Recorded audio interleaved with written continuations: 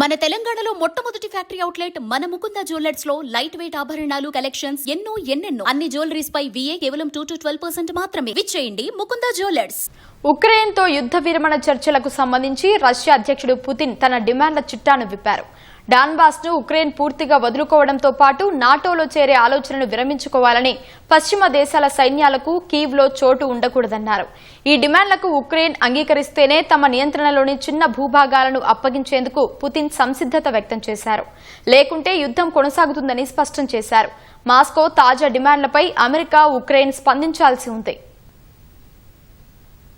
Alaska భేటీ తర్వాత కూడా Russia Ukraine యుద్ధ విరమణ చర్చలపై నీలినీడలు కమ్ముకున్న వేళ రష్యా అధ్యక్షుడు వ్లాదిమిర్ పుతిన్ డిమాండ్ల చిట్టాను బయటపెట్టారు. వాటికి కీవ్ ఒప్పుకుంటేనే యుద్ధ విరమణ చర్చలకు మార్గం సుగమమవుతుందని ఆయన పేర్కొన్నట్లు తెలుస్తోంది. తూర్పు డాన్బాస్ ప్రాంతాన్ని ఉక్రెయిన్ వదులుకోవడంతో పాటు నాటోలో చేరాలనే ఆలోచన మానుకోవాలని పేర్కొన్నట్లు సమాచారం. తటస్థ దేశంగా కొనసాగుతూ పశ్చిమ దేశాల సైన్యాలకు కీవ్లో చోటు ఇవ్వకూడదని రష్యా అధ్యక్ష కార్యాలయం, క్రెమ్లిన్ కు చెందిన ఉన్నత స్థాయి వర్గాలు పేర్కొన్నట్లు అంతర్జాతీయ మీడియా కథనాలు వెలువడ్డాయి.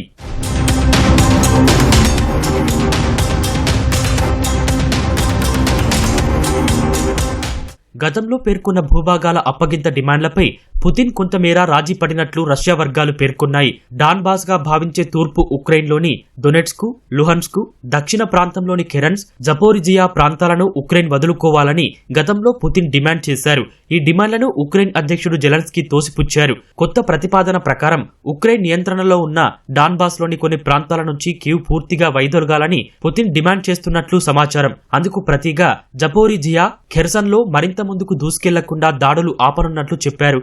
అమెరికా అంచనాల ప్రకారం ప్రస్తుతం డాన్బాస్ లో 88%, జపోరిజియా, కెర్సన్లోని 73% భూభాగం రష్యా నియంత్రణలో ఉంది. ఒప్పందంలో భాగంగా ఖార్కివ్, సుమీ, డిప్రోపెట్రోవ్స్క్ రీజియన్లలోని చిన్న భూభాగాలను కీవ్కు తిరిగి అప్పగించేందుకు పుతిన్ సంసిద్ధత వ్యక్తం చేసినట్లు సమాచారం. అయితే నాటోలో చేరాలనే కోరికను పూర్తిగా వదులుకోవడంతో పాటు తూర్పు వైపు విస్తరించబోమని US సారథ్యంలోని మిలిటరీ కూటమి చట్టబద్దంగా హామీ ఇవ్వాలని శాంతి పరిరక్షక దళం పేరుతో పశ్చిమ దేశాల సైన్యాలను కీవ్లో మోహరించకూడదనే డిమాండ్లపై పుతిన్ పట్టుదలగా ఉన్నట్టు రష్యా వర్గాలు తెలిపాయి.